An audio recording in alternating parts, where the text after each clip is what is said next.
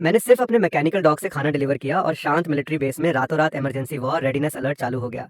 ये बस 5 किलोमीटर दूर मिलिट्री बेस में एक चक्कर लगाया और इसी से मिलिट्री के सारे fire control positioning system hang होकर क्रैश हो गए। आर्मी ने मेरे मैकेनिकल डॉग को पकड़ने के लिए हजारों की तादाद में हथियारबंद फौज भेजकर उसे चारों तरफ से घेर लिया। लेकिन जब सबने देखा कि मैकेनिकल डॉग को टैंक ने सड़क पर घेर लिया है और सब राहत की सांस ले ही रहे थे, अगले ही पल मैकेनिकल डॉग ने अपना रूप बदला और 18 मैकेनम व्हील्स के साथ पलक झपकते ही वहां से गायब हो गया। ये नजारा देखकर सारे एक्सपर्ट्स पूरी तरह शॉक्ड रह गए। क्या बात है! Liquid metal alloy skeleton, nuclear fusion powered flight system और तो और डॉग की पीठ पर लगी ब्लैक ट्यूब भी इलेक्ट्रोमैग्नेटिक रेलगन निकली। नेशनल साइंस एकेडमी ने तुरंत आदेश दिया कि किसी भी कीमत पर इसके बनाने वाले को ढूंढ निकालो। असल में मैं एक मैकेनिकल इंजीनियरिंग वोकेशनल कॉलेज का स्टूडेंट हूँ, लेकिन मैं कभी क्लास अटेंड नहीं करता। सोमवार, बुधवार, शुक्रवार को पर्चे बांटता हूँ। मंगलवार, गुरुवार, शनिवार को खाना डिलीवर करता हूँ और रविवार को घर जाकर ट्यूशन पढ़ाता हूँ। मैं इतनी मेहनत से पैसे इसलिए नहीं कमा रहा कि सिर्फ पेट भर सकूं, बल्कि सिस्टम ने मेरे साइंटिफिक रिसर्च प्रोजेक्ट्स की एक टाइम लिमिट सेट कर दी है। सिर्फ अपनी कमाई के पैसे से मैकेनिकल डॉग बनाकर ही मैं सुपरटेक ब्लूप्रिंट को पूरी तरह से एक्टिवेट कर सकता हूँ। आज मैकेनिकल डॉग के कंप्लीट होने का आखिरी दिन था। इस वक्त मैं स्कूल के स्टार्टअप बेस में अपने मैकेनिकल डॉग की फाइनल क्लीनिंग कर रहा था, लेकिन तभी डिपार्टमेंट हेड एक ग्रुप को लेकर अंदर घुस आए। जियांग चेन, तुम्हारी हरकतें अब स्कूल की बर्दाश्त की हद से बाहर हो चुकी हैं। अगर तुम्हें निकाला नहीं जाना चाहिए तो ये गारंटी लेटर साइन कर दो। काउंसलर भी बगल से समझा रहे थे, जल्दी साइन कर दो, बाद में सुधर जाना। इस पर मैं थोड़ा कंफ्यूज हो गया। क्लास अटेंड करना तो मेरे बस की बात नहीं है, टीचर्स जो पढ़ाते हैं वो मेरे लिए बकवास होता है। लेकिन मेरे सोचने के दौरान ही वॉशिंग पूल के अंदर से भौंकने की आवाज आई। एक पल में वहां मौजूद सब लोग बेचैन हो गए। कमीने जियांग चेन, तुम डॉग के साथ अब्यूज कर रहे हो? भला कोई डॉग के साथ ऐसा करता है? हालांकि भीड़ में कोई डॉग लवर नहीं था, लेकिन आम लोग भी डॉग को ऐसे टॉर्चर होते नहीं देख सकते थे। ये सुनकर मैंने तुरंत हाथ हिलाते हुए मना किया, ये असली डॉग नहीं है। फिर से भौंकने की आवाज आई और डिपार्टमेंट हेड सीधे वॉशिंग पूल की तरफ बढ़े। यह आवाज बिल्कुल असली डॉग जैसी है, तुम किसे बेवकूफ बना रहे हो? उनका यह रवैया देखकर मैंने जल्दी से आगे बढ़कर उनका हाथ पकड़ लिया। खतरा है, पास मत जाइए। इसके जबड़े का हाइड्रोलिक प्रेशर और सुपर हार्ड अलॉय के दांत हड्डियों सहित चबा सकते हैं। अगर इसने आपको काट लिया तो आपका काम तमाम हो जाएगा। लेकिन डिपार्टमेंट हेड को तो गुस्सा चढ़ चुका था। किसे बेवकूफ बना रहे हो? भला कौन सा डॉग अल्ट्रासोनिक क्लीनिंग मशीन में धुल सकता है?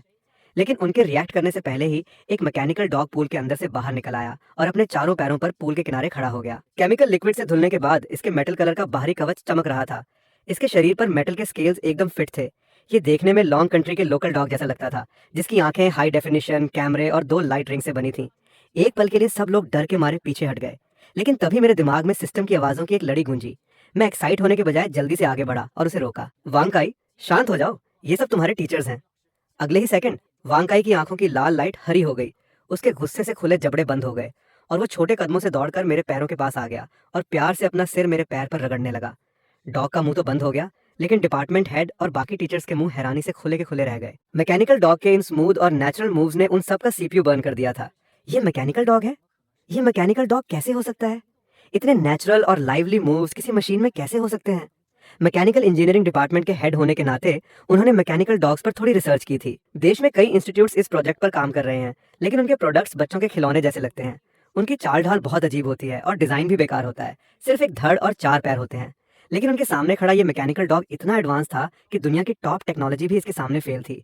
डिपार्टमेंट हेड होश में आए और जल्दी से पूछा, ये मैकेनिकल डॉग कहाँ से आया? क्या तुमने इसे खुद बनाया है? मैं क्लास अटेंड करने के बजाय बाहर जाकर पैसे क्यों कमाता हूँ? सिर्फ इसके एक पैर की कीमत 7 या 8 हजार है। ये सुनकर मैंने तुरंत मैकेनिकल डॉग को उठाकर उनके सामने कर दिया। डिपार्टमेंट हेड ने इसके हर एक डिटेल को गौर से देखा और कांपती आवाज में फिर पूछा, क्या तुमने इसे अकेले बनाया है? और कौन? असल में इसे बनाने वाला सिर्फ मैं नहीं हूँ। ज्यादातर हार्डकोर पार्ट्स मैंने दूसरों से कस्टम बनवाए हैं और सिर्फ कुछ ही पार्ट्स मैंने खुद मैन्युफैक्चर किए हैं। ये सुनकर डिपार्टमेंट हेड के सिर में सन्नाटा छा गया। Genius, super genius! हालांकि मटेरियल खरीदा गया था, लेकिन रिसर्च और डिजाइन पूरी तरह से एक इंसान का था। ये सच में पागलपन था। इंस्टीट्यूट में ऐसा स्टूडेंट होने से पूरे स्कूल का नाम रोशन होगा और भविष्य में स्कूल की रैंकिंग भी आसमान छू लेगी। ये बिल्कुल वैसा ही था जैसे किसी नॉर्मल कॉलेज से कोई साइंटिस्ट एकेडमिशियन निकल आए, जिससे स्कूल की वैल्यू एकदम से बढ़ जाती। इस मैकेनिकल डॉग की परफॉर्मेंस कैसी है? ये कमांड्स को कैसे फॉलो करता है? डिपार्टमेंट हेड के चेहरे पर एक्साइटमेंट साफ दिख रहा था। मैंने इसे कंपेनियन और प्रोटेक्शन टाइप मैकेनिकल डॉग के तौर पर डिजाइन किया है। ये लोगों से प्यार कर सकता है, इंटरेक्ट कर सकता है और इसे खाना खिलाने या वॉक पर ले जाने की भी जरूरत नहीं है। कमांड्स के लिए बस इससे बात करो, ये ज्यादातर चीजों को समझकर फॉलो कर लेगा।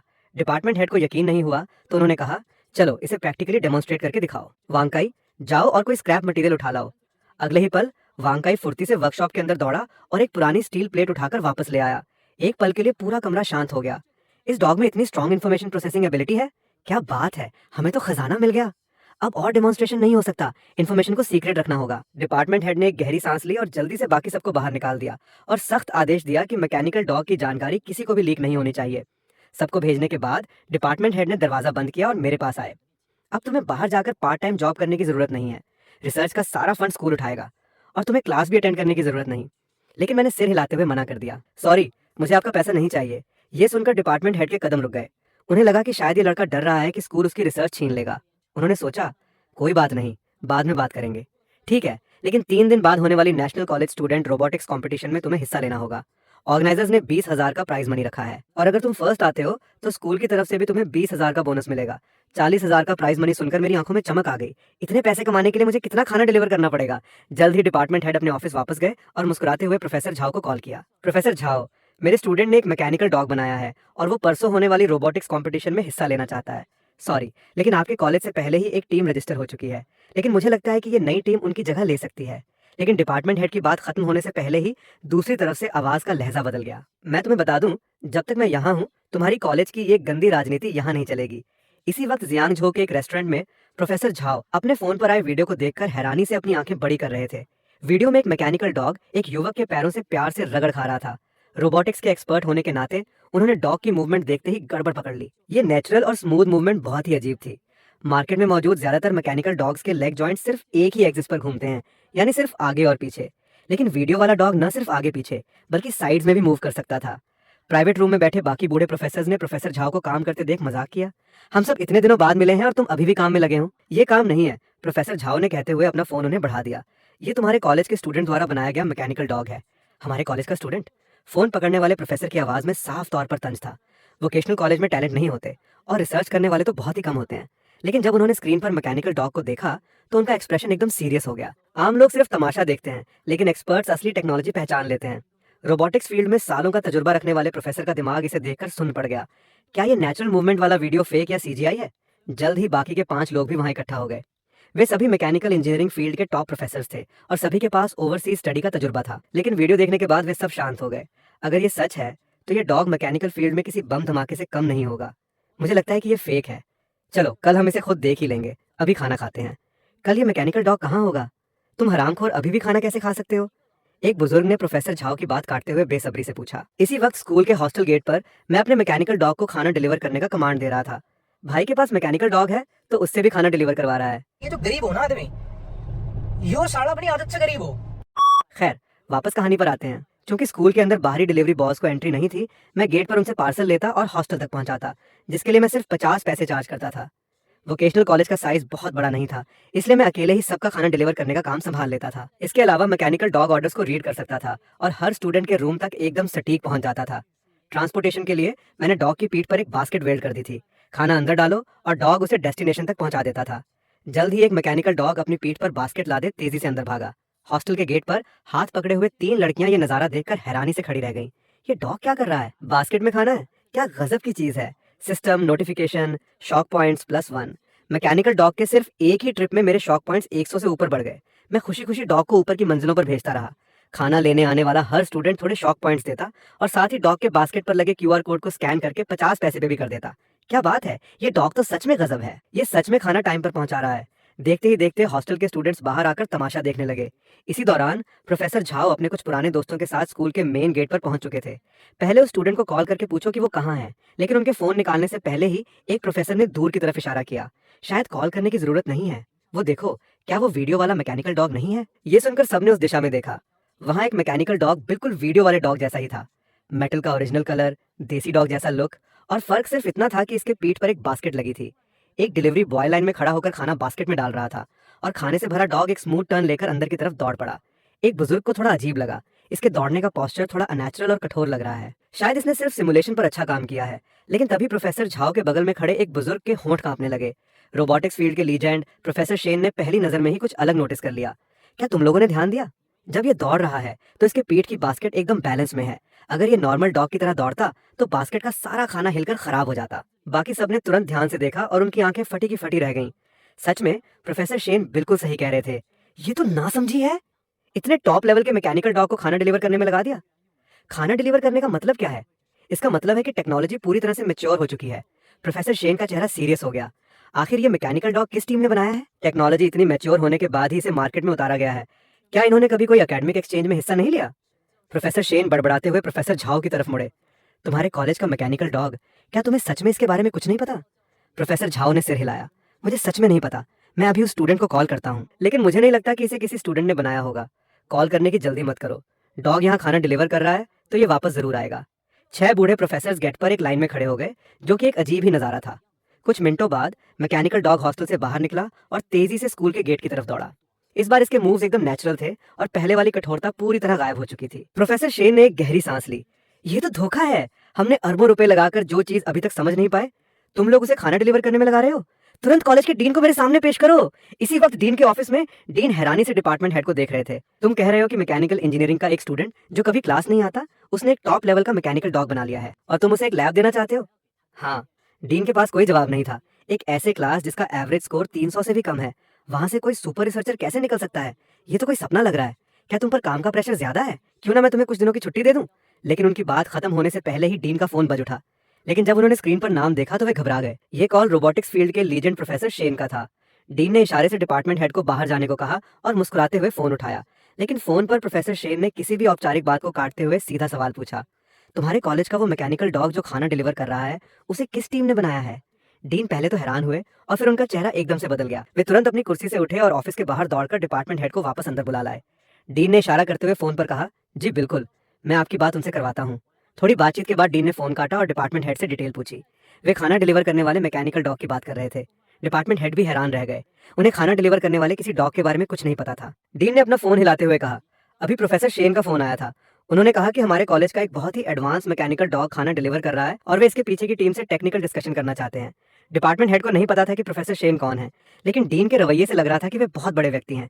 पहले मैं पता लगाता हूँ और जल्दी ही आपको जवाब देता हूँ। डिपार्टमेंट हेड ऑफिस से बाहर निकले और सीधे मुझे कॉल किया। जियांग चेन, क्या तुम्हें पता है कि स्कूल में कोई मैकेनिकल डॉग खाना डिलीवर कर रहा है? मैं थोड़ा कंफ्यूज हो गया। डिपार्टमेंट हेड मुझे क्यों कॉल कर रहे हैं? क्या मैकेनिकल डॉग से खाना डिलीवर करना मना है? मेरी खामोशी सुनकर डिपार्टमेंट हेड ने सीधा सवाल पूछा, क्या वो मैकेनिकल डॉग तुम्हारा है? मेरे हाँ कहने के बाद डिपार्टमेंट हेड ने फोन काट दिया और वे भी सन्नाटे में आ गए। इतना सुपर पावरफुल मैकेनिकल डॉग बनाकर ये लड़का उसे खाना डिलीवर करने में लगा रहा है। फिर वे मुड़कर डीन के ऑफिस में वापस गए। खाना डिलीवर करने वाला मैकेनिकल डॉग वही है जिसके बारे में मैंने आपको बताया था। उसे उसी स्टूडेंट ने बनाया है। उसका नाम जियांग चेन है। डीन सच में हैरान रह गए। उन्हें यकीन नहीं हुआ कि ये सच में उनके ही कॉलेज का स्टूडेंट है। डिपार्टमेंट हेड ने टेबल पर रखी फाइल की तरफ इशारा किया। इसकी फैमिली बैकग्राउंड एकदम क्लियर है। इसके पास इतने पैसे नहीं है कि ये किसी से मैकेनिकल डॉग की टेक्नोलॉजी खरीद सके। मैकेनिकल डॉग की टेक्नोलॉजी तो दूर, ये एक नॉर्मल मैकेनिकल डॉग भी नहीं खरीद सकता। इस डॉग को बनाने के लिए ये क्लास भी नहीं जाता और दिन रात एक करके काम करता है। डीन ने पर्सनल इन्फॉर्मेशन फाइल खोली और कुछ पल सोचने के बाद बोले, एक्सपेरिमेंट बिल्डिंग की 2nd फ्लोर की लैब अब से इसके रिसर्च के लिए होगी और ऐसे स्टूडेंट्स को हमें एक बड़ा रिसर्च फंड भी देना चाहिए। मैंने इसे ऑफर किया था, लेकिन इसने रिसर्च फंड लेने से मना कर दिया। डीन भी समझदार थे। उन्होंने तुरंत गहरी बात समझ ली। अगर ये रिसर्च फंड नहीं ले रहा तो हम इसे स्कॉलरशिप के रूप में दे सकते हैं। जल्द ही national college student robotics competition होने वाली है। वहाँ प्राइज मनी मिलती है, तो कॉलेज की तरफ से भी इसे बोनस देना बिल्कुल सही होगा। जाओ और इसके बोनस को बढ़ाकर 3 लाख कर दो। उस कंपटीशन की एंट्री मैं खुद इसके लिए पक्की करूंगा। और हाँ, लैब के यूसेज राइट्स को भी इसके रिवॉर्ड में शामिल कर दो। डिपार्टमेंट हेड को लगा कि डीन सच में बहुत स्मार्ट है। सब कुछ एकदम परफेक्टली अरेंज कर दिया। जब तुम इसके पास जाओ तो इसे बताना कि प्रोफेसर शेन इसके साथ टेक्निकल डिस्कशन करना चाहते हैं। कोशिश करना कि इन दोनों की मीटिंग हो जाए। डीन एक पल में बहुत कुछ सोच चुके थे। बाहर के टॉप रिसर्चर्स के मुकाबले कॉलेज को अपने ही स्टूडेंट को सपोर्ट करना चाहिए। इस मामूली से कॉलेज से एक टॉप लेवल का टेक्निकल जीनियस निकलना बहुत बड़ी बात है। पहले हमने इसे नोटिस नहीं किया, लेकिन अब जब पता चल गया है तो इसे फर्स्ट प्रायोरिटी देनी होगी। इसी वक्त वर्कशॉप में मैं अपना दूसरा मैकेनिकल डॉग असेंबल कर रहा था। असेंबल करते हुए मैं सिस्टम की नोटिफिकेशन सुन रहा था। सिर्फ 1 घंटे में शॉक पॉइंट्स फिर से 300 के पार पहुंच गए थे और लगातार बढ़ रहे थे। मैकेनिकल डॉग से खाना डिलीवर करवाने का आइडिया सच में कमाल का था। तभी मुझे दरवाजे पर दस्तक सुनाई दी। मैंने मुड़कर देखा तो डिपार्टमेंट हेड दरवाजे पर खड़े थे। वे आगे बढ़े और मेरे हाथ में पकड़े आधे बने मैकेनिकल डॉग को देखा तो उनकी आंखें अपने आप बड़ी हो गईं। System, notification, shock points +1। मैं डिपार्टमेंट हेड को देखने लगा। भला इसमें हैरान होने वाली क्या बात है? बिल्कुल भी पेशेंस नहीं है इनमें। डिपार्टमेंट हेड ने पहले बना हुआ पूरा डॉग देखा था, लेकिन अब मुझे इसे इस तरह लाइव असेंबल करते देख वे सच में शॉक्ड थे। हालांकि वे जानते थे कि डॉग मैंने ही बनाया है, लेकिन इस प्रोसेस को अपनी आंखों से देखना एक अलग ही लेवल का शौक था। डिपार्टमेंट हेड ने बड़ी मुश्किल से अपनी नजरें आधे बने डॉग से हटाई। क्या तुम्हारे पास और पैसे हैं? इसे बनाने के बाद तो मेरे सारे पैसे खत्म हो जाएंगे। बनाने के बाद क्या करोगे?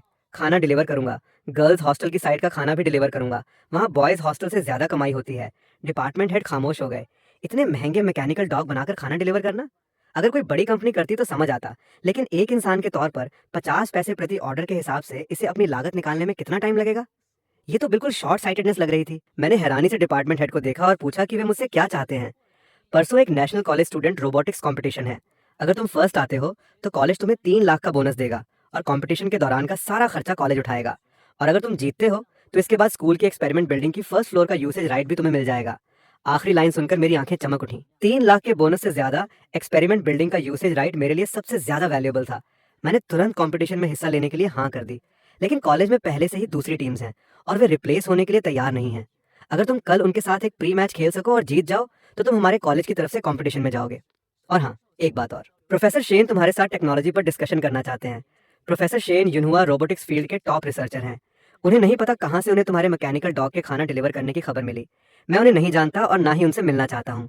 मैंने सिर झुकाकर फिर से काम शुरू कर दिया। डिपार्टमेंट हेड ने मुझे काम में व्यस्त देखा तो ज्यादा जोर नहीं दिया और चुपचाप वहां से निकल गए। वर्कशॉप से बाहर निकलकर डिपार्टमेंट हेड ने एक गहरी सांस ली और डीन को कॉल करके सारी बात बताई। हैरानी की बात यह थी कि मेरे प्रोफेसर शेन से मिलने से मना करने पर डीन को बिल्कुल गुस्सा नहीं आया। वे जानते थे कि मैं कॉलेज के लिए किसी वरदान से कम नहीं हूँ। अगर उन्होंने मुझे अपने साथ जोड़ लिया तो डीन का करियर भी अगले लेवल पर जा सकता था। नेशनल कंपटीशन जीतने से कॉलेज का नाम थोड़े दिनों के लिए चमकेगा, लेकिन अगर ये मैकेनिकल डॉग नेशनल लेवल पर दिखा तो कॉलेज पूरे देश में फेमस हो जाएगा। कॉलेज को एक झटके में मशहूर करने में कोई बुराई नहीं थी। इसी वक्त मैं वर्कशॉप में कई घंटों से व्यस्त था और दूसरा मैकेनिकल डॉग अभी भी 80% ही पूरा हुआ था। मैंने फैसला किया कि थोड़ा और पैसा कमाने बाहर जाता हूँ। मैंने वर्कशॉप से कुछ क्रिएटिव एक्सेसरीज निकाले, अपनी इलेक्ट्रिक बाइक पर लोड की और स्कूल के नाइट मार्केट की तरफ निकल पड़ा। स्टॉल पर पहुंचकर मैंने पैकेट खोले और सामान को अलग अलग प्राइस रेंज के हिसाब से सजा दिया। लेकिन जैसे ही मैंने सब सेट किया, मैंने देखा कि कुछ बूढ़े लोग तेजी से मेरी तरफ आ रहे हैं। वे 6 बूढ़े प्रोफेसर्स नाइट मार्केट में कई चक्कर लगाने के बाद आखिरकार मुझे ढूंढ ही लिया। मैं उनमें से सिर्फ प्रोफेसर झाओ को पहचानता था, इसलिए मैं थोड़ा कंफ्यूज था कि मामला क्या है। मैंने हर बार की तरह पूछा, सर आपको क्या चाहिए? आज की पहली सेल है, मैं आपको 20% डिस्काउंट दूंगा। इसी वक्त भीड़ में खड़े प्रोफेसर शेन को भी यकीन नहीं हो रहा था कि डीन ने उन्हें रिजेक्ट कर दिया, लेकिन उन्हें मैकेनिकल डॉग के असली क्रिएटर को ढूंढना ही था। वे सीधे मेरी आंखों में देखते हुए बोले, मुझे बताओ, ये मैकेनिकल डॉग किसने बनाया है? क्या आप उस खाना डिलीवर करने वाले मैकेनिकल डॉग की बात कर रहे हैं? वो मैंने बनाया है, नामुमकिन। मैंने बहुत से टॉप रिसर्चर्स देखे हैं, जीनियस भी कम नहीं देखे।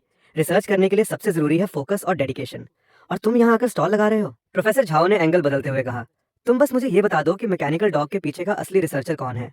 तुम्हारे स्टॉल का सारा सामान मैं खरीद लूंगा और न सिर्फ डिस्काउंट नहीं लूंगा बल्कि तुम्हें डबल पैसे दूंगा। मैंने प्रोफेसर झाओ की आंखों में देखते हुए सीरियसली कहा, वो मैं ही हूँ। प्रोफेसर झाओ कुछ और बोलने ही वाले थे कि प्रोफेसर शेन ने उन्हें रोक दिया। अब पूछने का कोई फायदा नहीं है, इस वक्त सिर्फ वेरिफिकेशन की जरूरत है। फिर उन्होंने अपना फोन निकाला और उसमें से एक फोटो ढूंढकर निकाली। क्या तुम ये मैथ्स का सवाल सॉल्व कर सकते हो? मैंने फोटो में दिए गए सवाल को देखा।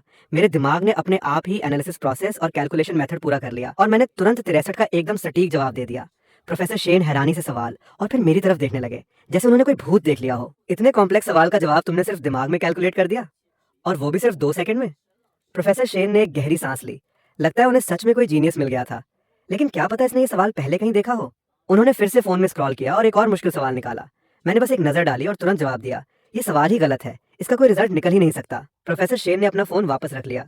ये गलत नहीं हो सकता, ये कस्टम मेड एरर सवाल है जिसे बहुत कम लोगों ने देखा होगा। ये लड़का सच में एक जीनियस है। फिर उन्होंने हाथ हिलाते हुए कहा, स्टॉल बंद करो, ये सारा सामान मैं खरीद लूंगा। लेकिन मैंने उन्हें मौका नहीं दिया और अपना हाथ हिलाते हुए मना कर दिया, आपको इसे खरीदने की जरूरत नहीं है, ये सामान भी वेस्ट हो जाएगा। यहाँ हर एक प्रोडक्ट मैंने बहुत सोच समझ कर चुना है। मैं इसे सिर्फ उन्हीं लोगों को बेचूंगा जिन्हें सच में इसकी जरूरत है। दूसरी तरफ कॉलेज के ऑफिस में एडमिन हेड को सिक्योरिटी गार्ड का फोन आया। प्रोफेसर शेन, प्रोफेसर झाओ और बाकी लोग जियांग चेन के स्टॉल के पास उसकी मदद कर रहे हैं। एडमिन हेड एक पल के लिए तो सुन रह गए और फिर अचानक टेंशन में आ गए। उनके अंदर एक खतरे की घंटी बजी। ये लोग तो मेरे स्टूडेंट को हाईजैक करने की कोशिश कर रहे हैं। इसके बाद एडमिन हेड अपनी पूरी स्पीड से नाइट मार्केट की तरफ दौड़े। मार्केट के एंट्रेंस पर पहुंचते ही उन्होंने देखा कि 2 सीनियर प्रोफेसर्स के शरीर पर तरह तरह के छोटे गहने और एक्सेसरीज लटकी हुई हैं और उन्होंने हाथ में एक बोर्ड पकड़ रखा है जिस पर लिखा है 10 रुपए में 5। उनमें से एक प्रोफेसर शेन थे। ये कॉन्ट्रास्ट सच में बहुत ज्यादा था। एडमिन हेड ने तुरंत अपना फोन निकाला और एक फोटो खींच ली। इसी वक्त प्रोफेसर शेन ने भी डीन को देख लिया। खरीदोगे? सब खरीद लो, डीन ने हाथ हिलाते हुए कहा और फिर अपनी आवाज धीमी करके बोले, हमारे कॉलेज में बड़ी मुश्किल से एक जीनियस निकला है और आप यहाँ आकर उसे चुराने की कोशिश कर रहे हैं, ये ठीक नहीं है ना? प्रोफेसर शेन भी थोड़े हैरान हुए। चुराने की कोशिश? और फिर उनकी आंखों में चमक आ गई। उन्होंने सोचा कि उन्होंने ये आइडिया पहले क्यों नहीं सोचा। जियांग चेन जैसे टॉप जीनियस का इस छोटे से कॉलेज में रहना सच में उसकी काबिलियत के साथ नाइंसाफी है। लेकिन ये सोचकर कि भविष्य में ये लड़का बहुत ऊंचाई पर जाएगा, फिलहाल उसका फेवर जीतना और टेक्नोलॉजी सीखना ही सबसे जरूरी है। डीन को अपनी मंशा समझाने के बाद डीन ने राहत की सांस ली। कुछ ही देर में डीन के शरीर पर भी क्रिएटिव एक्सेसरीज लटक रहे थे। आधे घंटे से भी कम टाइम में मेरा स्टॉल खाली हो गया, क्योंकि कॉलेज के स्टूडेंट्स और टीचर्स ने जब डीन को सामान बेचते देखा तो वे सब तमाशा देखने और खरीदारी करने आ गए। नतीजतन आधे घंटे में मेरे एक हफ्ते का स्टॉक बिक गया। आप सब बूढ़े लोग आखिर चाहते क्या हो? प्रोफेसर शेन ने सीधे कहा। मैं तुम्हारे बनाए हुए मैकेनिकल डॉग को करीब से देखना चाहता हूँ।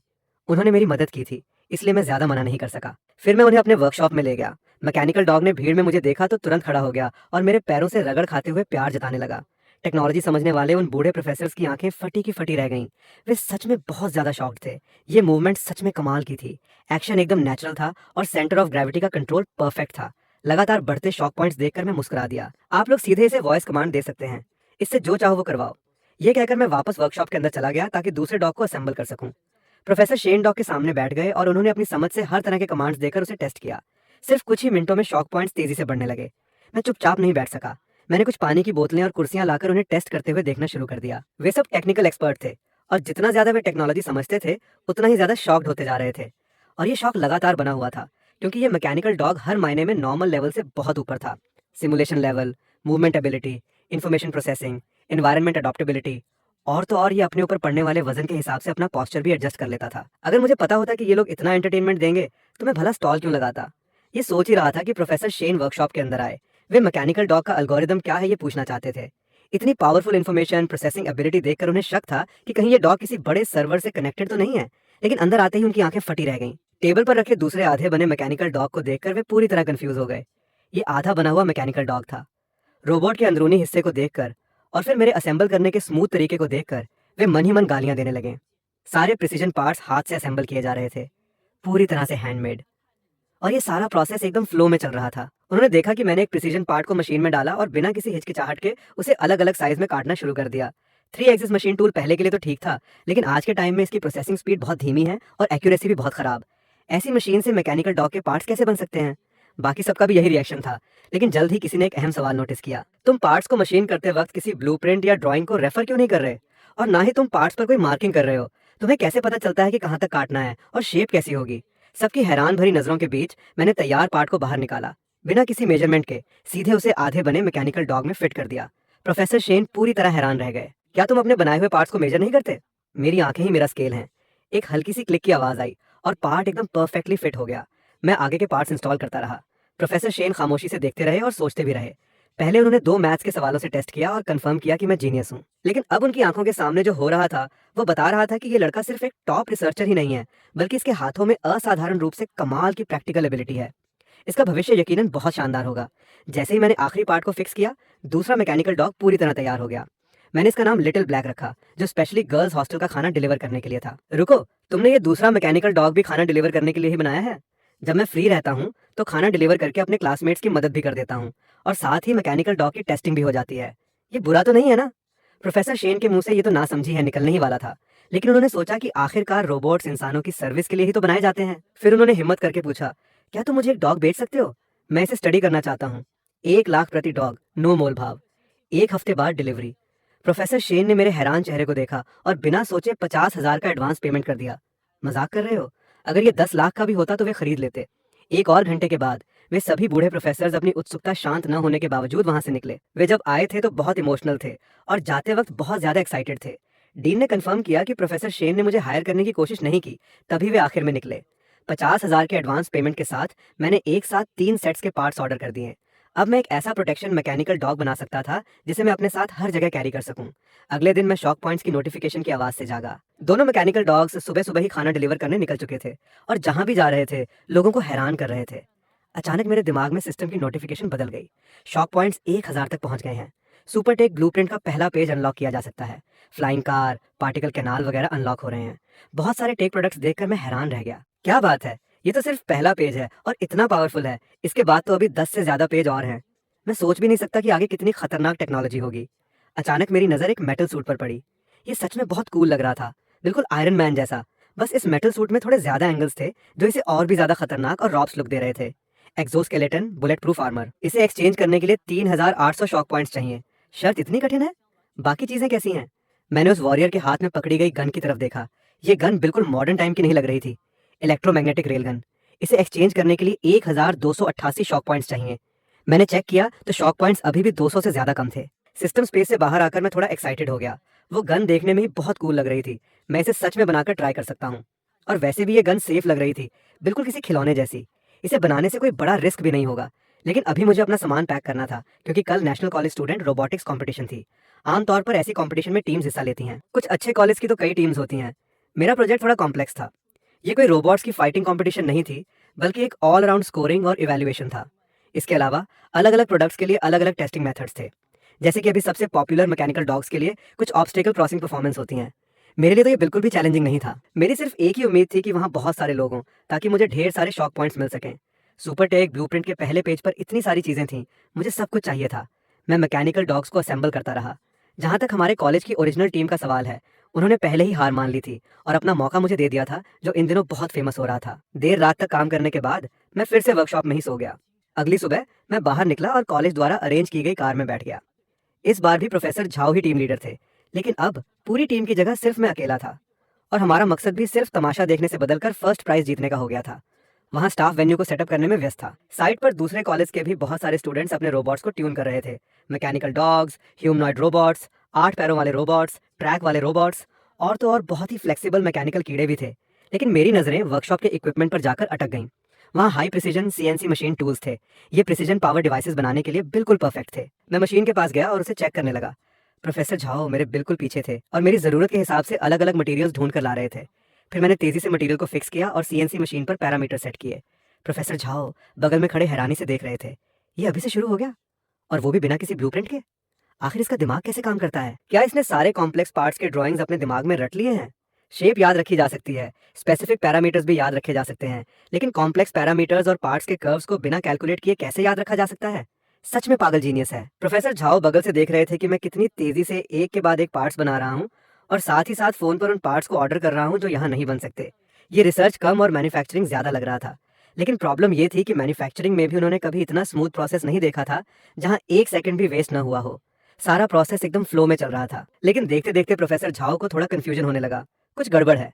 ये पार्ट्स बहुत छोटे हैं, मैकेनिकल डॉग के पार्ट्स जैसे नहीं लग रहे। और ये ट्यूब जैसा पार्ट क्या है? प्रोफेसर झाओ ने सबसे पहले सोचा कि ये कोई प्रिसीजन पावर कोर होगा, लेकिन अगले ही पल उन्होंने इस आइडिया को खारिज कर दिया। ये बिल्कुल नामुमकिन था। हालांकि वे समझ नहीं पा रहे थे, लेकिन उन्होंने रात तक मेरी मदद की। इस वक्त वर्कशॉप में सिर्फ मैं और प्रोफेसर झाओ ही बचे थे। प्रोफेसर की उम्र हो चुकी थी, इसलिए मैंने उन्हें आराम करने वापस भेज दिया और मैं खुद सुबह होने तक काम करता रहा। जब तक मैंने इलेक्ट्रोमैग्नेटिक रेलगन को मैकेनिकल डॉग पर माउंट नहीं कर दिया, तब तक मैंने अपने हाथ नहीं रोके। ही, अब टाइम आ गया है कि मैं यहाँ मौजूद सब लोगों को कुछ और ज्यादा शॉकिंग दिखाऊं। आखिर आज कंपटीशन देखने के लिए बहुत सारे लोग आए हैं और सब टेक्नोलॉजी के बड़े बड़े एक्सपर्ट्स हैं। प्रोफेसर झाओ वर्कशॉप में आए और मुझे अभी भी काम करते देख युवाओं की एनर्जी देखकर वे काफी इंप्रेस हुए। फिर उन्होंने एक कपड़े का सेट निकाला। ये कॉलेज ने स्पेशली सिलाई करवाई हुई यूनिफॉर्म है, इसे पहन लो और कॉम्पिटिशन के लिए तैयार हो जाओ। मैं थोड़ा हैरान हुआ, हमारे कॉलेज की यूनिफॉर्म कब से आ गई? असल में थी ही नहीं, ये स्पेशली बनवाई गई थी। मैंने यूनिफॉर्म खोली तो मेरे होश उड़ गए। आगे और पीछे दोनों तरफ डिनर प्लेट से भी बड़े कॉलेज के लोगो बने हुए थे। कॉलेज सच में फेमस होने के लिए पागल हो गया था। मैंने कपड़े पहने और पूछा कि कंपटीशन का फ्लो क्या है। पहले लकी ड्रॉ होगा, फिर उसी सीक्वेंस में स्टेज पर जाकर रोबोट की परफॉर्मेंस दिखानी होगी। नीचे जजेस बैठे होंगे जो रोबोट के परफॉर्मेंस के हिसाब से मार्क्स देंगे। पासिंग मार्क्स मिलने के बाद सेकंड राउंड में सेम कैटेगरी के रोबोट्स की रैंकिंग होगी। टेंशन मत लो, बस लकी ड्रॉ के बाद स्टेज पर जाकर डॉग को इंट्रोड्यूस करना और परफॉर्मेंस दिखाना है। ये सुनकर मैं खुश हो गया। ये रूल मेरे लिए बहुत फायदेमंद था। मैकेनिकल डॉग सामने आते ही सबको शॉक्ड कर देगा और मुझे ढेर सारे शॉक पॉइंट्स मिलेंगे। तभी ब्रॉडकास्ट में अनाउंसमेंट हुई। होस्ट स्टेज पर आकर ओपनिंग स्पीच दे रहा था। नीचे बहुत भीड़ थी। फर्स्ट रो में जजेस और मिलिट्री ऑफिसर्स बैठे थे और पीछे कॉलेज स्टूडेंट्स, कंपनी रिप्रेजेंटेटिव्स और आम पब्लिक थी। कम से कम 10,000 लोग तो होंगे ही। अगर आज परफॉर्मेंस अच्छी रही तो शायद 10 बार 10 पुल भी कर सकता हूँ। होस्ट की स्पीच खत्म होने के बाद 100 से ज्यादा कॉलेज के रिप्रेजेंटेटिव स्टेज पर लकी ड्रॉ के लिए गए। सबने यूनिफॉर्म पहनी थी, लेकिन इतना बड़ा लोगो सिर्फ मेरी यूनिफॉर्म पर था। मैं स्टेज पर गया और मुझे नंबर 16 मिला। स्टाफ ने याद दिलाया कि परफॉर्मेंस के लिए सिर्फ 2 मिनट का टाइम है। मैं एक स्टिक लेकर प्रोफेसर झाओ के बगल में जाकर बैठ गया। वोकेशनल कॉलेज के सिर्फ 10 के करीब स्टूडेंट्स थे, लेकिन इतने होना भी काफी अच्छा था, क्योंकि ये पहले से ही स्क्रीनिंग के बाद का रिजल्ट था। बाकी के पार्टिसिपेंट सभी टॉप यूनिवर्सिटीज से थे। ड्रॉ खत्म होने के बाद नंबर 1 टीम स्टेज पर गई। जियांगचेन यूनिवर्सिटी की सू वानकिंग ने 8 पैरों वाले स्पाइडर रोबोट को इंट्रोड्यूस किया। ये न सिर्फ कई तरह के टेरेन पर चल सकता है, बल्कि इसकी स्पीड 35 किलोमीटर प्रति घंटा है। साथ ही ये ऑब्स्टिकल से बच सकता है और लोगों के साथ इंटरेक्ट भी कर सकता है। रोबोट की परफॉर्मेंस बहुत फ्लेक्सिबल थी। नीचे बैठे लोगों ने खूब तालियां बजाईं।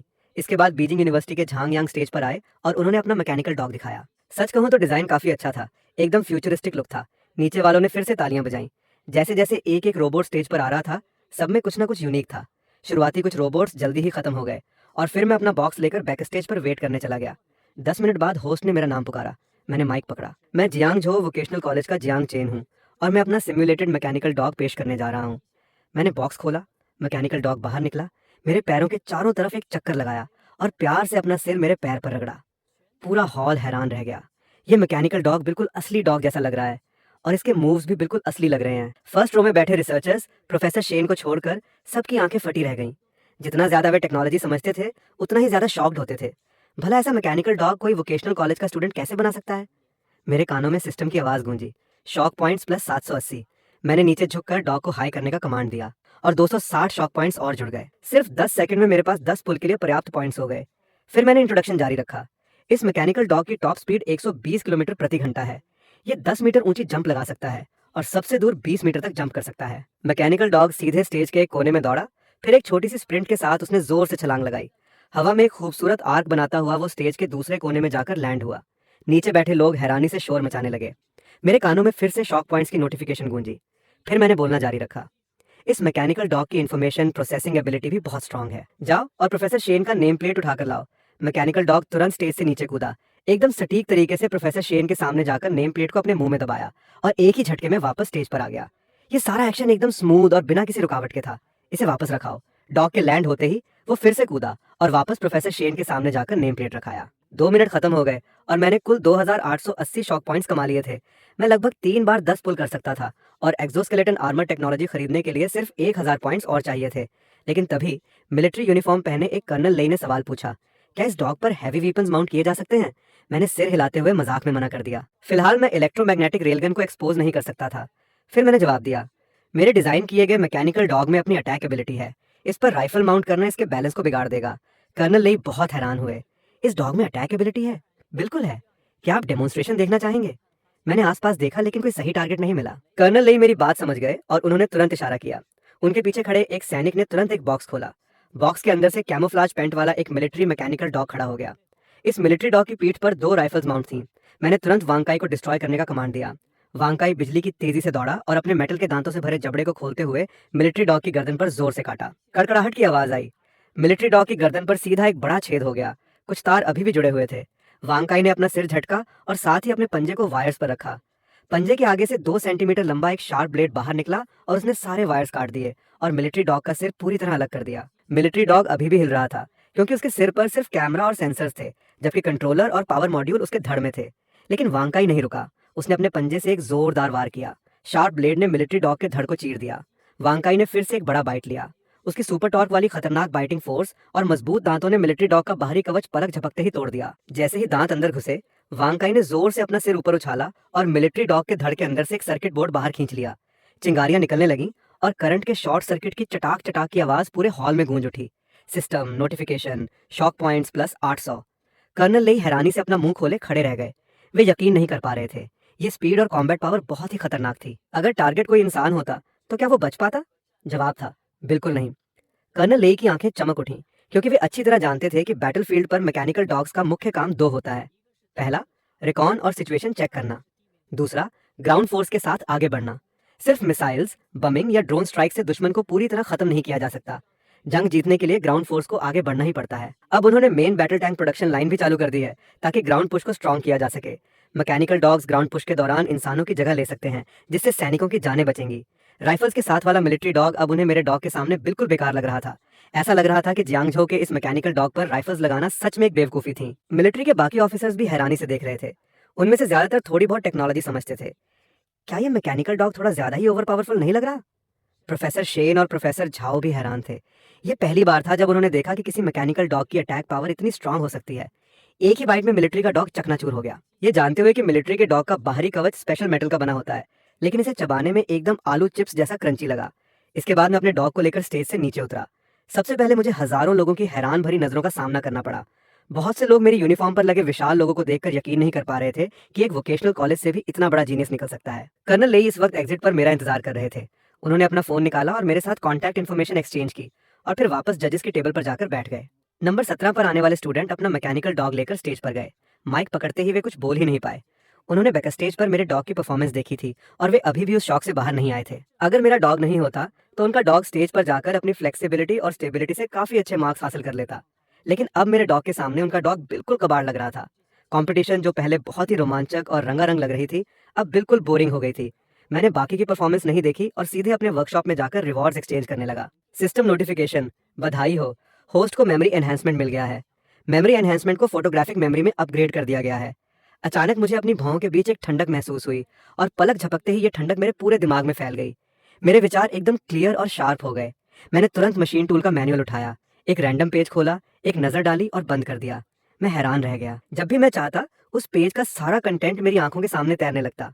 टेक्स्ट, इलस्ट्रेशन और पेज के डिजाइन तक सब कुछ एकदम परफेक्टली याद हो गया था। 1 सेकंड से भी कम टाइम में मेरे दिमाग ने सारा डेटा सेव कर लिया था। तो ये है एक जीनियस होने का असली एहसास। दूसरी तरफ कंपटीशन साइट पर स्टेज पर जाने वालों में जीतने का जुनून खत्म हो चुका था और नीचे बैठे लोगों में भी कोई एक्साइटमेंट नहीं बची थी, क्योंकि मेरी एंट्री ने सबकी एक्सपेक्टेशन को बहुत ऊपर बढ़ा दिया था। परफॉर्मेंस खत्म होने के बाद जजेस का एक ग्रुप बेसब्री से मेरे वर्कशॉप की तरफ दौड़ा। कर्नल ले भी उनके साथ थे। वे सब फिर से मैकेनिकल डॉग को देखने के लिए बेताब थे। मैंने डॉग को बाहर निकाला और बूढ़े प्रोफेसर ने उसे चारों तरफ से घेर लिया। किसी को कंफ्यूजन था कि मैकेनिकल डॉग की जीभ क्यों है। मैंने एक्सप्लेन किया कि जीभ के अंदर सेंसर्स लगे हैं जो ये चेक करते हैं कि वो क्या काट रहा है, ताकि उसके दांत खराब ना हो। इस जवाब ने मुझे 12 शॉक पॉइंट्स दिलाए। मुझे थोड़ी निराशा हुई। भला इसमें हैरान होने वाली क्या बात है? एक प्रोफेसर को यकीन नहीं हुआ कि मैकेनिकल डॉग को सिर्फ एक इंसान ने डिजाइन और मैन्युफैक्चर किया है। वे असली रिसर्चर से मिलना चाहते थे। प्रोफेसर शेन ने बीच बचाव किया और बताया कि उन्होंने खुद अपनी आंखों से इसे असेंबल होते देखा है और ये मैथ्स के सवाल भी पलक झपकते सॉल्व कर देता है। लेकिन किसी को यकीन नहीं हुआ। मैं भी सफाई देने के मूड में नहीं था। देखना है तो देखो, नहीं देखना तो निकल जाओ। हमें कंफर्म करना होगा कि इस मैकेनिकल डॉग का असली मेकर कौन है, वरना हम तुम्हें कंपटीशन से डिस्क्वालीफाई कर देंगे। अगर हर कोई बाहर का बनाया हुआ रोबोट लाकर कंपटीशन में हिस्सा लेने लगे तो इस कंपटीशन की कोई फेयरनेस नहीं रह जाएगी, जब तक तुम ये प्रूव न कर दो कि ये डॉग तुमने बनाया है। मैंने मुंह बनाते हुए कहा, तो पहले आप ये प्रूव करो कि ये मैंने नहीं बनाया। अगर और कोई बात नहीं है तो प्लीज मुझे डिस्टर्ब मत करो। ये कहते ही वांकाई जैसे सब समझ गया हो मुड़कर मेरे पैरों के पास आकर बैठ गया और बाकी सबको इग्नोर करने लगा। बूढ़े प्रोफेसर मेरे इतने रूखे रवैये को देखकर गुस्से से लाल हो गए। अब तुम्हें ये प्रूव करना होगा कि ये तुम्हारी रिसर्च है। क्या इसके डिजाइन ब्लूप्रिंट्स हैं? हाँ है, मेरे दिमाग में। क्या सारे पार्ट्स के पैरामीटर्स याद हैं? बूढ़े प्रोफेसर हंस पड़े। तुम्हारे दिमाग में? क्या तुम्हारा दिमाग कोई सुपर कंप्यूटर है? क्या तुम्हें पता है इस मैकेनिकल डॉग में कितने पार्ट्स हैं? 934 पार्ट्स। तो फिर इस डॉग की मेटल पूंछ के दूसरे सेगमेंट की लंबाई कितनी है? लंबाई 17.6 मिलीमीटर, चौड़ाई 15.4 मिलीमीटर और मोटाई 2 मिलीमीटर। मैंने हाथ से एक झटके में उस पार्ट का स्केच भी बना दिया। उन बूढ़े प्रोफेसर्स की आंखें अपने आप बड़ी हो गईं। उन्होंने कागज पर बने स्केच को देखा और फिर डॉग की पूंछ के दूसरे सेगमेंट को। दोनों एकदम सेम थे। मैंने उनके चेहरे देखे और मेरे माथे पर शिकन आ गई। क्या आप लोग जीनियस नहीं हैं? आपकी मेमोरी इतनी कमजोर कैसे है? कुछ 100 पार्ट्स को याद रखना इतना मुश्किल है क्या? इसके लिए सुपर कंप्यूटर की क्या जरूरत है? बूढ़े प्रोफेसर हैरानी से बोले, नामुमकिन। मैकेनिकल डॉग के पंजे के जॉइंट को जोड़ने वाले 2 पार्ट्स कैसे दिखते हैं? उनके पैरामीटर्स क्या हैं? मैंने फिर से तेजी से स्केच बनाया और कागज उन्हें पकड़ा दिया। आपस में जुड़े हुए कुल 4 मेन पार्ट्स हैं और 18 छोटे पार्ट्स। बूढ़े प्रोफेसर ने झुककर ड्राइंग देखी और फिर मैकेनिकल डॉग के जॉइंट्स को। ठीक है, अगर आपके पास कोई और काम नहीं है तो मुझे डिस्टर्ब मत करो, मुझे अभी काम करना है। मैं बोलते हुए मशीन टूल को ऑपरेट करने लगा। कर्नल ले आगे बढ़े। मैं इस मैकेनिकल डॉग के बारे में तुमसे कुछ बात करना चाहता हूँ। उन्होंने अभी तक सारा तमाशा देखा था, लेकिन मेरी टैलेंट देखने के बाद उनकी आंखों में सिर्फ तारीफ थी। वे हमेशा सोचते थे कि फोटोग्राफिक मेमोरी सिर्फ एक एग्जाजरेशन है, लेकिन जब उन्होंने मुझे सच में ये करके दिखाया तब जाकर उन्हें यकीन हुआ कि ये सच में मौजूद है। तुम्हारे बनाए हुए मैकेनिकल डॉग की लागत कितनी है और इसे मास प्रोडक्शन में कब तक लाया जा सकता है? मेरे शुरुआती कुछ यूनिट्स की लागत 40,000 के करीब थी, लेकिन जैसे जैसे मैंने ज्यादा पार्ट्स बनाए कीमत घटकर 30,000 रह गई। अगर आप लोग इसे बड़े लेवल पर ऑर्डर करते हैं तो मास प्रोडक्शन की कीमत 10,000 के अंदर आ सकती है। ये क्या कॉन्सेप्ट है? एक असली डॉग को ट्रेन करने में कम से कम 1 लाख का खर्चा आता है और उसके फेल होने का रिस्क भी होता है। और अगर वो आर्मी डॉग बन भी जाता है तो उसका सालाना मेंटेनेंस खर्चा 30,000 से ऊपर होता है। कर्नल ले के एक्साइटेड चेहरे को देखकर मुझे उनका लालच समझ आ गया। थ्योरी में तो ऐसा ही है, लेकिन फिलहाल मेरे पास सिर्फ एक छोटी सी वर्कशॉप है और प्रोडक्शन स्पीड बहुत धीमी है। कर्नल ले ने हाथ हिलाया। वो कोई प्रॉब्लम नहीं है, हम अपने लोग भेजकर आपके साथ कोऑर्डिनेट करवा देंगे। प्रोफेसर शेन आगे आए। मैं ये काम करूंगा, मेरा फील्ड मैच करता है। तभी मुझ पर सवाल उठाने वाले बूढ़े प्रोफेसर भी आगे आए। ऐसा मत कहो, मेरा फील्ड भी मैच करता है और मेरे पास ज्यादा तजुर्बा है। इसके अलावा मेरे पास मैकेनिकल डॉग की प्रोडक्शन लाइन भी है। मैं तुम्हारे डॉग को सबसे जल्दी मार्केट में ला सकता हूँ। बाकी लोगों के भी चेहरे बदल गए। वे भी मदद करना चाहते थे और मैकेनिकल डॉग को मास प्रोडक्शन में लाना चाहते थे। अगर ऐसा होता तो वे इसके अंदर की टेक्नोलॉजी को सीख सकते थे। यह उनके लिए सीखने का एक सुनहरा मौका था। इस मैकेनिकल डॉग का होना उनके लिए किसी एलियन टेक्नोलॉजी के हमले जैसा था। वे सच में इसके अंदरूनी स्ट्रक्चर को जानना चाहते थे। मैंने इन लालची लोगों को देखा और सीधे प्रोफेसर शेन को चुन लिया, क्योंकि वे सबसे पहले मुझसे मिले थे। प्रोफेसर शेन मुस्कुराते हुए मेरे साथ कॉन्टैक्ट नंबर एक्सचेंज करने लगे। कर्नल लेई ने भी कंफर्म किया, भविष्य में कोई भी प्रॉब्लम या ज़रूरत हो सीधे मुझे कॉल करना। प्राइसिंग के बारे में मैंने 2 अलग-अलग प्राइस सेट किए। एक मिलिट्री के लिए, जो बहुत कम था, क्योंकि इसका कोई कॉम्पिटिटर था ही नहीं। मैकेनिकल डॉग की परफॉर्मेंस एक तरह से मोनोपोली थी। दूसरा मार्केट प्राइस, जो थोड़ा ज़्यादा था, वरना बाकी कंपनियों का बिजनेस चौपट हो जाता और मार्केट स्टेबिलिटी बिगड़ जाती। सारी बातचीत खत्म होने के बाद दोपहर की अवार्ड सेरेमनी का टाइम हो गया। जैसी उम्मीद थी, मैंने ओवरऑल चैंपियनशिप जीत ली। अवार्ड स्टेज पर खड़े होकर मैंने मन ही मन सोचा, इस बार फिर से ढेर सारे शॉक पॉइंट्स मिल गए। इसी वक्त होस्ट माइक लेकर स्टेज पर था। इस रोबोटिक्स कंपटीशन की first prize Jiangzhong vocational technical college के जियांग चेन को मिली है। उनके सिमुलेटेड कंपेनियन रोबोट ने अपनी super high simulation, super intelligent information analysis और अल्टीमेट परफॉर्मेंस से सबको पीछे छोड़ दिया। मैं बड़े कदमों से स्टेज की तरफ बढ़ा, लेकिन तभी नीचे बैठे प्रोफेसर झाओ मैकेनिकल डॉग को सहला रहे थे और अचानक डॉग के अंदर से एक काली पिस्टल जैसी चीज बाहर निकल आई। ये जियांग चेन भी ना, ऑर्गेनाइजर्स का सारा मटेरियल खत्म हो गया था और फिर भी इसने एक खिलौना गन बना डाला। प्रोफेसर झाओ ने उस गन को उठाया और गौर से देखने लगे। प्लास्टिक की भारी बॉडी, लेकिन इसका भारी वजन इसे एक प्रीमियम फील दे रहा था। डिजाइन बहुत ही यूनिक था। आगे बैरल भी था, जो इसे एक फ्यूचरिस्टिक वीपन का लुक दे रहा था।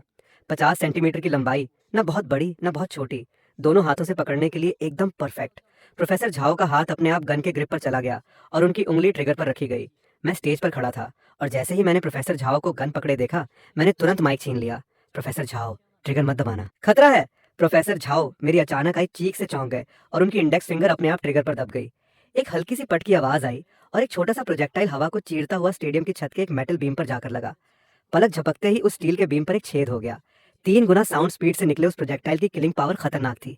लेकिन ये अभी खत्म नहीं हुआ था, क्योंकि ये एक इलेक्ट्रोमैग्नेटिक रेलगन थी और इसके बुलेट्स को खाली खोके बाहर निकालने की जरूरत नहीं थी।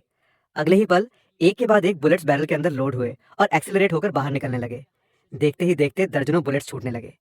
जैसे जैसे प्रोफेसर झाओ का हाथ हिलता, बुलेट्स का एंगल बदलता और स्टेडियम की छत पर बुलेट्स की एक सीधी लाइन बन गई। छत के कई स्टील बीम्स टूट गए और चरमराने की आवाजें आने लगीं, जैसे छत अब गिरने वाली हो।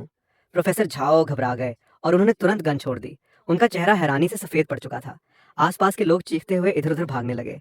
कर्नल लेई हैरानी से मुड़े और गन पकड़े हुए प्रोफेसर झाओ पर चिल्लाए, गन नीचे रखो। प्रोफेसर झाओ ने तुरंत हाथ छोड़ दिया और गन जमीन पर गिर गई। कर्नल लेई ने छत की तरफ देखा, जो किसी भी वक्त गिर सकती थी, और तुरंत भीड़ को खाली करने का आदेश दिया। उनके सैनिक और स्टाफ मिलकर लोगों को स्टेडियम से बाहर निकालने लगे। मैं भी थोड़ा घबरा गया था, क्योंकि मुझे नहीं पता था कि प्राइवेटली गन बनाने के क्या नतीजे हो सकते हैं। लेकिन गन बनाना और फिर इतने सारे राउंड फायर करना, ये बिल्कुल भी छोटी बात नहीं थी। मैंने ये गन सिर्फ अपने शौक के लिए बनाई थी, लेकिन अब मामला बहुत बड़ा हो चुका था। मैंने एक गहरी सांस ली और प्रोफेसर झाओ की तरफ बढ़ा। प्रोफेसर झाओ अभी तक शौक में थे, लेकिन उन्हें अब भी यकीन नहीं हो रहा था। क्या ये सच में इलेक्ट्रोमैग्नेटिक रेलगन है? मुख्य रूप से बुलेट की हवा को चीरने की आवाज और फिर इसकी फायरिंग स्पीड और रिकॉइल बहुत कम था। लेकिन सबसे ज्यादा शॉकिंग बात यह थी कि मैंने कल ही इस इलेक्ट्रोमैग्नेटिक रेलगन को बनाने के बारे में सोचा था और आज ये बनकर तैयार भी हो गई। क्या ये एफिशिएंसी बहुत ज्यादा नहीं है? और इसकी पावर भी इतनी ज्यादा? प्राइवेटली वीपन रिसर्च करने के नतीजे क्या होते हैं? प्रोफेसर झाओ पहले तो कुछ समझ नहीं पाए, फिर उन्होंने कर्नल लेई की तरफ देखा। वे अभी काफी दूर थे, इसलिए उन्होंने जल्दी से अपना फोन निकाला और कॉल किया, प्रोफेसर वेई, तुरंत रोबोटिक्स कंपटीशन की साइट पर आओ। फोन के दूसरी तरफ प्रोफेसर वेई हैरान हुए, मैं वहां क्यों आऊं? मेरे स्टूडेंट की बनाई इलेक्ट्रोमैग्नेटिक रेलगन से थोड़ा एक्सीडेंट हो गया है। उसकी रेलगन ने स्टेडियम की छत के स्टील बीम्स को तोड़ दिया है। प्रोफेसर वेई हंस पड़े, क्या बकवास कर रहे हो? स्टील बीम्स को इलेक्ट्रोमैग्नेटिक रेलगन से तोड़ा जा सकता है? जल्दी आओ, वरना नतीजे बहुत बुरे होंगे। प्रोफेसर वेई की हंसी रुक गई। मैं तुरंत आ रहा हूँ। फोन काटने के बाद भी प्रोफेसर वेई की आंखों में यकीन नहीं था। इलेक्ट्रोमैग्नेटिक रेलगन की पावर इतनी ज्यादा कैसे हो सकती है? मौजूदा टेक्नोलॉजी लेवल से अगर स्टील पाइप्स तोड़ने हैं तो गन की बैरल कितनी लंबी और भारी होनी चाहिए? पहले जाकर देखता हूँ कि मामला क्या है। प्रोफेसर झाओ ने फोन काटा और मेरी तरफ देखा। अगली बार कोई वीपन या इक्विपमेंट बनाने से पहले मुझे बता देना।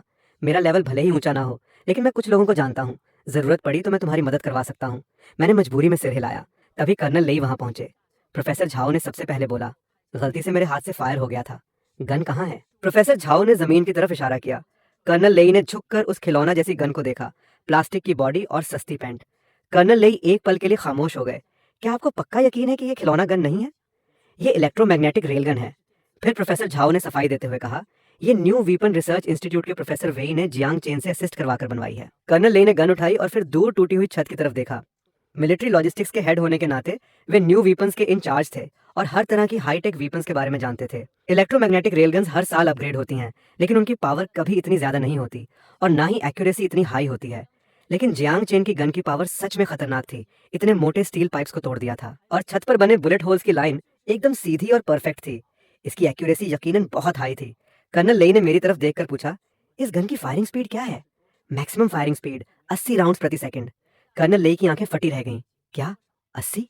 System notification, shock points plus 300। आसपास खड़े सभी लोग एक साथ हैरान रह गए। प्रति सेकंड 80 राउंड्स? भाई साहब, मशीन गन की स्पीड भी इतनी नहीं होती। अगर असॉल्ट राइफल की बात करें, जैसे M16, तो उसकी थ्योरेटिकल फायरिंग स्पीड सिर्फ 10 राउंड्स प्रति सेकंड होती है, और वो भी बिना रीलोड और ओवरहीटिंग के। और फुल ऑटोमेटिक AK-47 की स्पीड भी सिर्फ 14 राउंड्स प्रति सेकंड होती है। ये इलेक्ट्रोमैग्नेटिक रेलगन तो गैटलिंग गन से भी ज्यादा खतरनाक थी। कर्नल लेई गन को हाथ में पकड़े हुए पूछने लगे, इसके अंदर कितने बुलेट्स लोड हो सकते हैं? 300 राउंड्स। कर्नल लेई के माथे पर शिकन आ गई। इतने ज्यादा? बुलेट्स डायमंड शेप के हैं, जिन्हें इंटरलॉक करके रखा जा सकता है, ताकि सेम स्पेस में ज्यादा बुलेट्स आ सकें। और बुलेट्स के अंदर से खोखले हैं, इसलिए वजन भी ज्यादा नहीं होता। तो इसकी किलिंग रेंज क्या है? टेस्ट नहीं किया है, लेकिन थ्योरी के हिसाब से इसकी परफेक्ट किलिंग रेंज 800 से 1000 मीटर के बीच होनी चाहिए। कर्नल लेई की बड़ी बड़ी आंखों में कंफ्यूजन था। क्या ये सच में इलेक्ट्रोमैग्नेटिक रेलगन है? कर्नल लेई से रहा नहीं गया और वे इसे टेस्ट करना चाहते थे, लेकिन ये जगह टेस्टिंग के लिए सही नहीं थी। चलो शूटिंग रेंज पर चलते हैं। मैंने छत की तरफ इशारा करते हुए पूछा, इसका क्या होगा? मैं ऑर्गेनाइजर से बात कर लूंगा। कर्नल लेई ने सारी जिम्मेदारी अपने ऊपर ले ली। तब जाकर मेरे दिल का बोझ हल्का हुआ। इसके बाद कर्नल लेई सबको लेकर लाइट वीपन रिसर्च इंस्टीट्यूट की तरफ निकल गए। वहाँ एक प्रोफेशनल शूटिंग रेंज थी। रेंज बहुत बड़ी थी। अंदर जाते ही मुझे ढेर सारे हाईटेक इक्विपमेंट्स और हाई स्पीड कैमरे दिखे, और फोन पर बात करने वाले प्रोफेसर वेई भी वहाँ इंतजार कर रहे थे। प्रोफेसर वेई हमें रेंज के साइड में बने व्यूइंग प्लेटफॉर्म पर ले गए।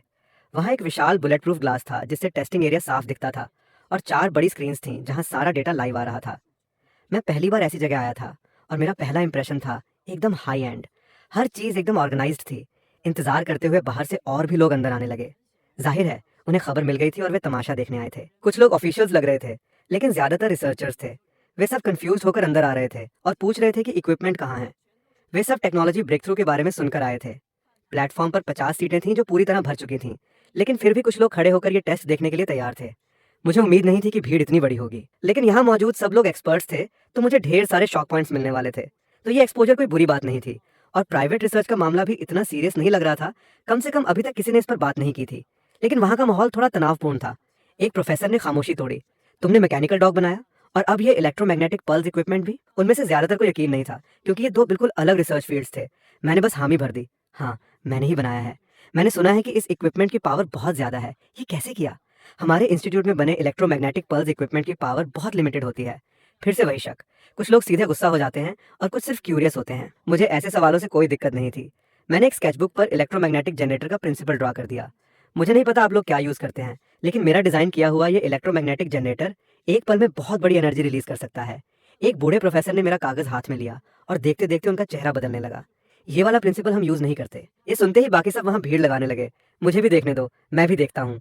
मैं थोड़ा परेशान हो गया। मैं एक ग्रुप बनाता हूँ और फोटो ग्रुप में भेज देता हूँ ताकि सब देख सकें। 2 मिनट बाद सब ग्रुप में जुड़ गए। मैंने फोटो भेजी और अगले ही पल पूरा हॉल एकदम शांत हो गया। सिर्फ मेरे दिमाग में लगातार नोटिफिकेशन की आवाजें आ रही थीं। Shock points plus 100। कुछ देर बाद एक एक करके रिसर्चर्स ने सिर उठाया। उनके चेहरे पर गहरा शौक था। उन्होंने ऐसा डिजाइन पहले कभी नहीं देखा था। इसका मतलब था कि इस लड़के ने एक बिल्कुल नया रास्ता खोज निकाला था। मौजूदा टेक्नोलॉजी पर रिसर्च करने के मुकाबले नया रास्ता खोजना कहीं ज्यादा मुश्किल था, और ये डिजाइन बेहतर भी था। ये दोनों बिल्कुल अलग कॉन्सेप्ट्स थे। अगर इसे रिप्लेस किया जाता तो सारे इलेक्ट्रोमैग्नेटिक इक्विपमेंट्स की परफॉर्मेंस में बहुत बड़ा सुधार आ सकता था। लोग ऐसे देख रहे थे जैसे उन पर किसी ने जादू कर दिया हो। वे अपनी फोन स्क्रीन को घूर रहे थे और बड़बड़ा रहे थे। किसी को होश आया तो बोला, ये टेक्नोलॉजी बाहर लीक नहीं होनी चाहिए। टेक्निकल एंगल से ये डिजाइन कमाल का है, और कमर्शियल एंगल से ये इक्विपमेंट्स में एक बड़ा अपग्रेड लाएगा। अगर हमारे देश ने इस टेक्नोलॉजी को पहले अपना लिया तो हम दुनिया के बाकी देशों से कई फील्ड्स में आगे निकल सकते हैं। इसलिए इसे बिल्कुल भी लीक नहीं होने देना है। तो ये वीडियो यहीं खत्म होती है, और इसका अगला पार्ट जरूर आएगा। जैसे ही 4 के लाइक्स का टारगेट और 100 कमेंट्स पूरे हो जाएंगे, मैं नेक्स्ट पार्ट अपलोड कर दूंगा। और ये जितनी जल्दी पूरा होगा, मैं उतनी ही जल्दी अगला पार्ट लेकर आ जाऊंगा। तब तक के लिए अपना ख्याल रखना। बाय।